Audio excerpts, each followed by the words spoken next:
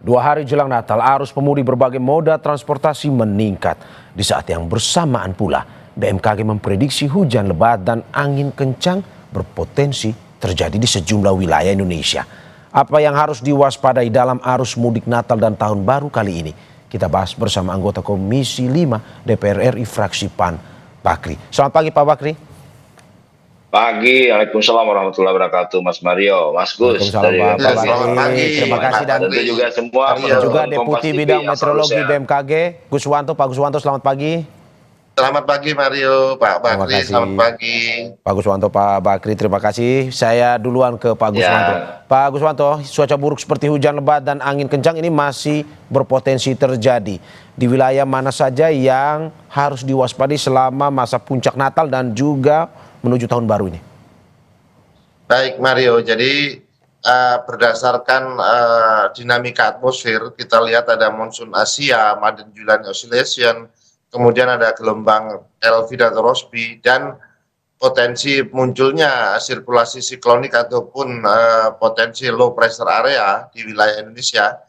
Maka sampai tanggal 23 ini sampai tanggal 29 ya, itu artinya 23 sampai 29 ini intensitas hujan agak menurun ya, relatif lebih tenang. Namun nanti di tanggal 29 sampai tanggal 10 Januari hujan akan mengalami peningkatan ya kalau kami lihat dari sini. Nah, wilayah mana saja yang diprediksi landa cuaca ekstrim? Kami lihat di sini saat ini Sumatera itu hujan lebat ataupun angin kencang itu berada di posisi wilayah sebelah selatan ekuator. Kita lihat ada Lampung, Bengkulu, kemudian Sumatera Selatan ya, Bangka Belitung. Ya, kemudian di Jawa sendiri ada di Banten, hampir seluruh Jawa ya. Kemudian Bali, Nusa Tenggara dan Kalimantan ini Kalimantan Barat karena di sana ada sirkulasi siklonik ya. Kemudian Sulawesi Selatan, kemudian Papua Selatan dan Laut Arafuru. Nah, saat ini melalui informasi ini kami update melalui website Nocasting BMKG. Nah, kita lihat bahwa sistem peringatan dini BMKG saat ini ada 10 provinsi yang aktif ya. Kalau lihat dari website Nocasting BMKG Go ID, ada Sumatera Selatan, ada Riau, Kepulauan Riau, kemudian Sumatera Barat, Bali, Nusa Tenggara Barat, Nusa Tenggara Timur, Kalimantan dan Maluku. Ini kita lihat besok tiap pagi juga kami update setiap saat. Demikian. Oke. Pak Guswanto, berarti kalau saya simpulkan selama masa Natal akan tidak terlalu lebat atau reda hujannya, tetapi menuju tahun baru mulai intensitas tinggi lagi, begitu ya? Betul, betul sekali. Jadi yang perlu diwaspadai loh waktu sore malam, ya sore menjelang malam ini yang kalau kami lihat di perakiraan BMKG. Oke, saya ke Pak Bakri. Pak Bakri, bagaimana Anda melihat potensi hujan yang tadi sudah diperingatkan oleh BMKG? Anda melihat sudah ada kesiapan yang dilakukan oleh Kemenhub, kepolisian dalam mudik Natal dan juga Tahun Baru ini? Baik, makasih Mas Mario. Jadi memang kami di DPR RI, khususnya kami di Komisi 5, itu ada beberapa agenda yang memang rutin selalu kita laksanakan tiap tahun. Salah satunya adalah persiapan menyambut Nataru ini ya, Natal dan Tahun Baru. Kita lihat memang Nataru ini bisa dirasakan dan dinikmati oleh semua banyak orang. Oleh sebab itu kami selaku DPR RI akan melaksanakan fungsi pengawasan kami ya.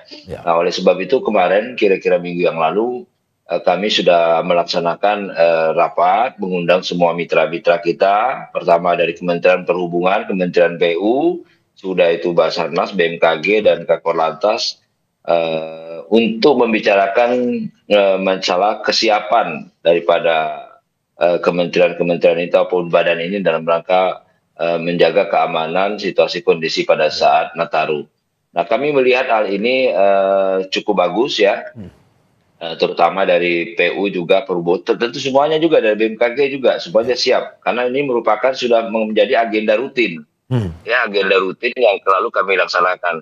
Nah, ada beberapa catatan memang yang perlu kami sampaikan sini, terutama Mas Guswanto nih dari BMKG ini Bapak ini memang harus harus selalu sering-sering memberi info update Memberikan info. cuaca. Siap.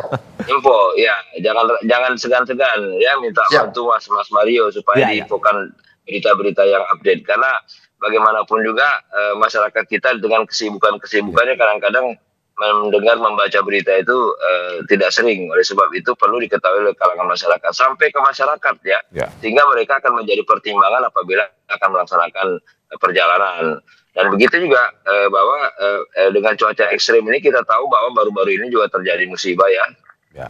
musibah banjir bandang di daerah Sumatera. Nah ini juga menjadi perhatian juga bagi daerah-daerah yang rawan hujan. Tadi Mas Gurhanto menyampaikan beberapa titik-titik provinsi yang Ya. rawan terhadap cuaca buruk. Nah oleh sebab itu Kementerian PU pun juga standby, yang seperti biasanya PU juga menyampaikan alat-alatnya di setiap daerah-daerah bagaimana kalau terjadi tanah longsor mereka bisa melaksanakan perbaikan-perbaikan. Begitu juga dengan Basarnas. Saya lihat mereka juga sudah siap dengan alat-alatnya, anggotanya untuk membantu.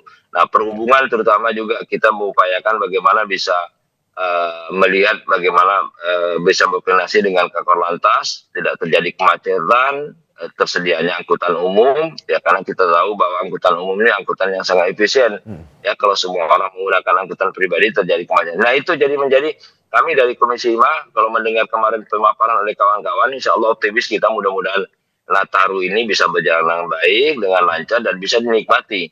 Nah, yang penting bahwa kita tetap waspada, karena cuaca ini kita tidak bisa memprediksi 100%. Ya. Terkadang-kadang berubah, terkadang-kadang tetap. Nah, oleh sebab itu, sekali lagi, Bagus, Deputi Bidang Meteorologi ini tolong betul-betul update sekali pemberitahuannya sampai ke masyarakat, sampai kepada pengguna-pengguna jalan. Kalau perlu, bekerjasama dengan beberapa operator untuk menyampaikan kondisi cuaca di setiap daerah. Itu aja mungkin, Ya. Mas Ya. Mario.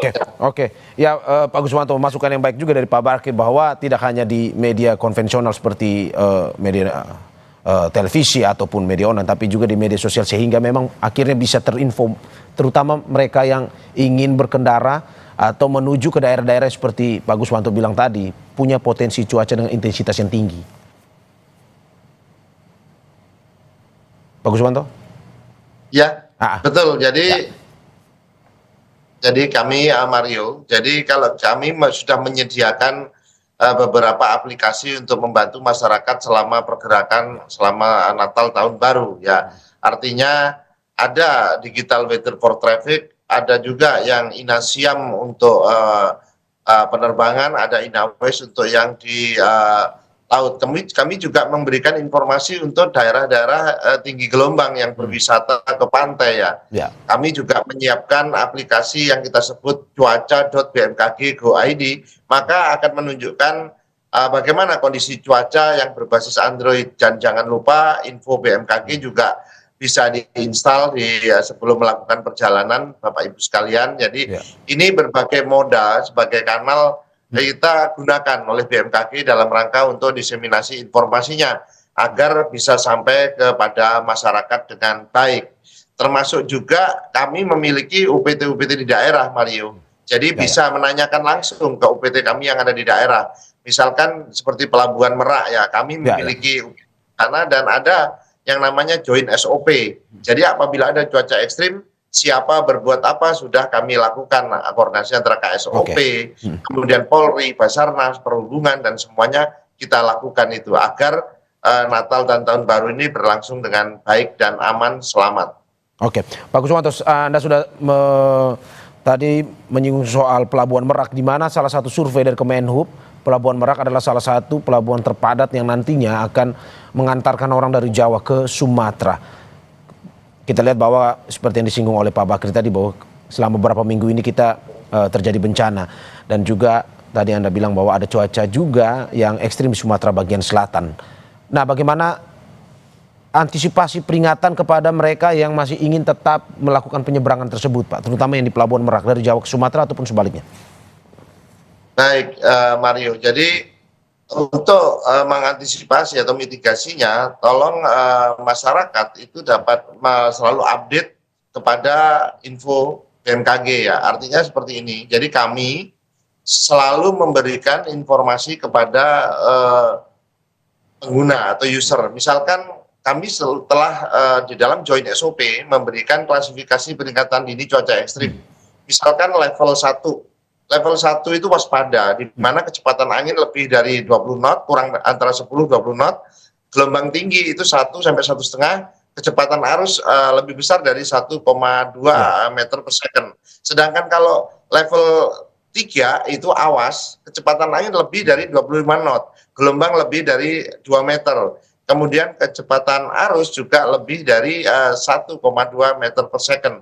Dan ini selalu kita berikan. Maka apabila masyarakat selalu mengupdate informasi ini insya Allah kita bisa mempersiapkan. Ya. Yang kedua, waspada, tetap waspada. Tadi disampaikan oleh Pak Bakri ya, bahwa tetap waspada karena saat ini sedang musim hujan ya, puncak musim hujan, di mana tinggi curah hujan itu cukup ya, kemudian ada tinggi gelombang laut juga, ada angin kencang juga. Maka hindari aktivitas di laut saat ada peringatan gelombang tinggi dikeluarkan. Kemudian siapkan alternatif perjalanan dan jangan memaksakan diri saat kondisi cuaca ekstrim. Misalkan kita perakirakan ya, kami juga menyiapkan untuk digital weather for traffic. Misalkan perjalanan dari Jakarta menuju Semarang, itu mana saja yang sedang hujan, itu juga sudah kami lengkapi. Dan yang terakhir, tetap tenang, ikuti arahan daripada petunjuk daripada stakeholder ataupun dari pemerintah bagaimana jalur resmi. Sebelum saya ke Pak Bakri, Pak Guswanto, kalau dari BMKG sendiri peringatannya seperti apa untuk mereka yang ingin menyeberang ke Sumatera? Apakah sampai saat ini masih boleh ataukah urungkan dulu lah niatnya karena melihat cuacanya yang masih berubah-ubah ini? Ya, kalau saat ini untuk tanggal hari ini itu cuaca tinggi gelombang masih cukup kondusif ya, masih di bawah 1,25 ya, artinya ini masih bisa dilakukan untuk penyeberangan. Sekarang karena dampak efek daripada tinggi gelombang akibat bibit siklon tropis 93S ini tidak banyak berimbas karena jaraknya itu cukup jauh. Hampir 1.000 km lebih di sebelah barat daya di Cocos Island sana. Demikian. Oke, saya ke Pak Bakri. Pak Bakri, tadi kita sudah berbicara sedikit terkait dengan wilayah Sumatera. Menurut dari Komisi 5 sendiri untuk Sumatera ini penanganan khususkah terkait dengan mereka yang ingin menyeberang ke wilayah Pulau Sumatera, entah itu Sumatera Selatan ataupun sampai ke bagian utara? Ya, baik, baik. Terima kasih Pak Mario. Jadi memang harus ada perlakuan khusus dan perlakuan tegas, ya. Kalau angkutan umum itu yang perlu menjadi catatan terkadang-kadang manifest. Nah, ini angkutan kalau dari Merak mungkin manifestnya mungkin pada ya. Tapi ada beberapa pelabuhan-pelabuhan di daerah itu yang kalau mau dikatakan pelabuhan-pelabuhan tikus itu manifestnya kadang-kadang nggak sesuai. Ya, ketentuannya, pengamanan pelampungnya, apanya semuanya tergantung permintaan. Kadang-kadang muatannya 10 dimuat 20. Kalau muat 20 lebih. Nah, ini perlu ketegasan ya. Jadi saya pikir perlu ketegasan dan juga perlu peringatan keras kepada pemilik angkutan pribadi. Jadi kadang-kadang mereka itu agak nekat-nekat juga, Mas. Ini masyarakat kita ini kan agak nekat gitu loh. Apalagi mereka melihat situasi kondisi, wah ini belum apa-apa. Nah, oleh sebab itu petugas-petugas di lapangan terutama di laut, SDP itu dan pengamanan itu harus tegas.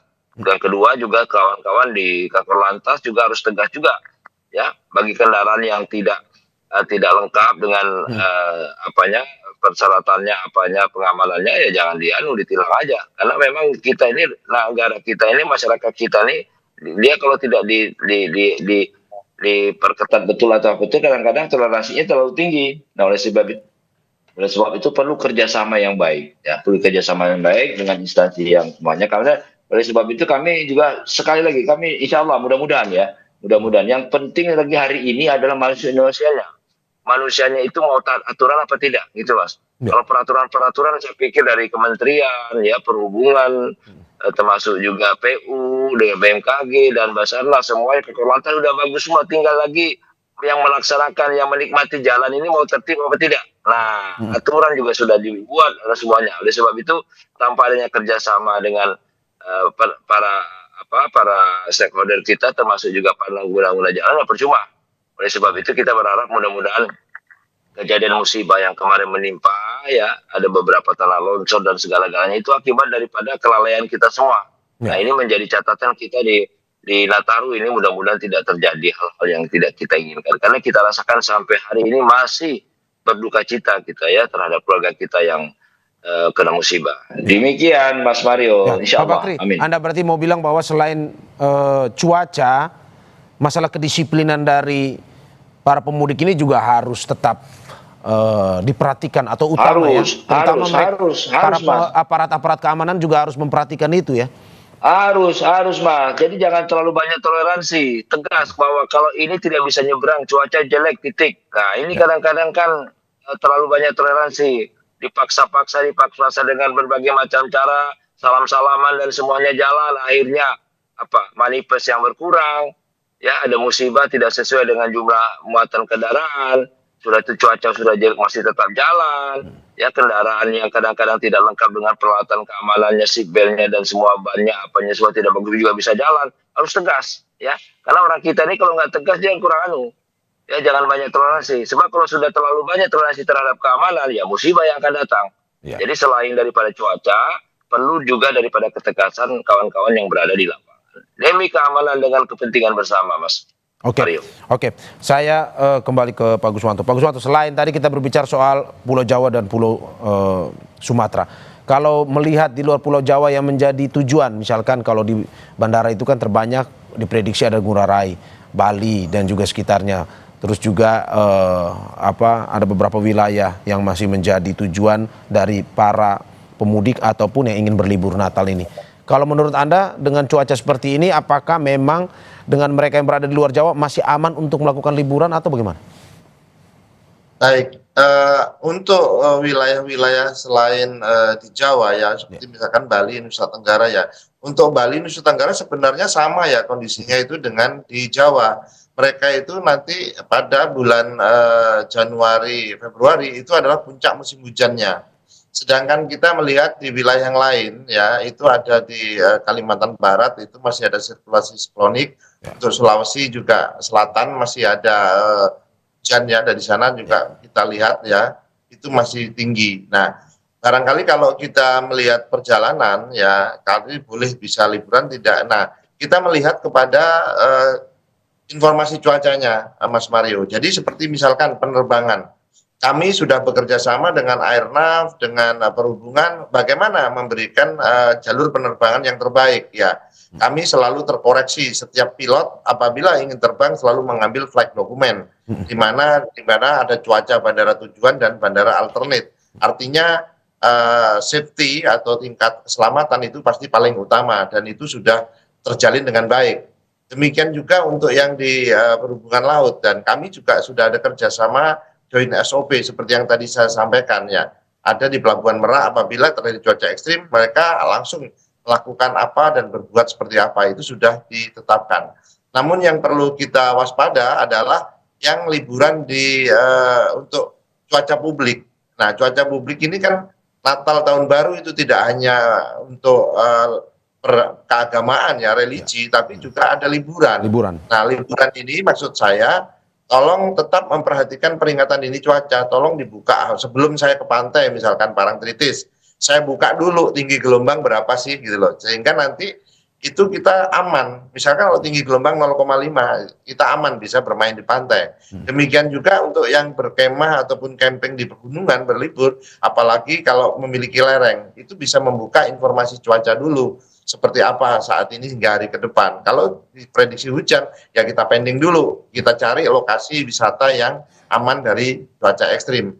Nah, hal-hal seperti itu yang kami perlu edukasi kepada masyarakat bahwa saat ini sudah waktunya merubah mindset bahwa kita harus peduli terhadap cuaca dan iklim ekstrim untuk kepentingan keselamatan kita. Ya. Oke, Pak Guswanto, Anda juga mau bilang atau tegaskan seperti yang disampaikan oleh Pak Bakri, walaupun BMKG terus memberikan info cuaca, tapi kalau masyarakat tidak memperhatikan ya sama saja, maksudnya seperti itu ya?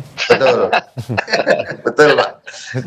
Jadi tetap kita berharap Mas Mario ini rajin-rajin menyiarkan keadaan cuaca. Ya, Kompas TV terkenal itu biasanya, orang selalu menonton Kompas TV kalau baca. Tinggal sekarang bagaimana rutinitas dan keseringannya ini Mas Rio, supaya Ya, ya, masyarakat betul, betul. lebih waspada. Ya, Mengingatkan. Oke, Pak Bakri, bagaimana Anda melihat bahwa ke depan terakhir soal kesiapan ini, selain aparat, masyarakat juga lebih aware terhadap info cuaca ini? Silakan Pak Bakri. Ya baik Mas Mario, terima kasih. Jadi kami di Komisi 5, sekali lagi saya bilang, ini merupakan satu pekerjaan yang rutin sudah kita laksanakan ya. Ya, yang lebih banyak lagi tinggal kedisiplinan. Karena kecelakaan itu sebagian besar banyak terjadi faktor manusianya, Mas. Ya. Ini manusianya udah tahu tapi masih nekat. Nah, oleh sebab itu kita berharap, saya tahu betul Kompas TV selalu perhatian terhadap cuaca, dan kita berharap melalui Mas Mario nih, Kompas TV lebih sering-sering menyiarkan pemberitaan tentang ramalan cuaca, bagaimana supaya masyarakat tidak bosan-bosannya mendengar berita itu.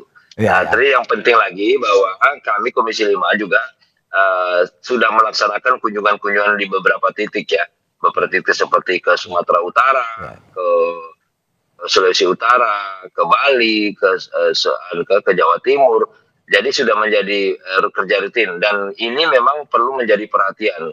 Betul kata Mas Guswanto tadi, ini bukan lagi menyambut Natal baru, tapi lebih banyak daripada ini tempat kawan-kawan untuk berlibur panjang. Apalagi pemerintah sekarang memberi waktu yang sangat panjang.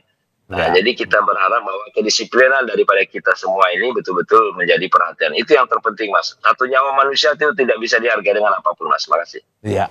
Terima kasih Bapak-Bapak atas apa yang disampaikan. Semoga ini memberikan masukan terkait dengan bagaimana tidak hanya pemerintah yang bisa akhirnya menginformasikan, tapi masyarakat juga lebih disiplin untuk mematuhi itu sehingga liburan Nataru bisa berjalan lancar. Terima kasih anggota Komisi 5 DPR RI fraksi PAN Pak Bakri, dan juga Deputi Bidang Meteorologi BMKG Pak Guswanto. Terima kasih banyak Bapak-Bapak.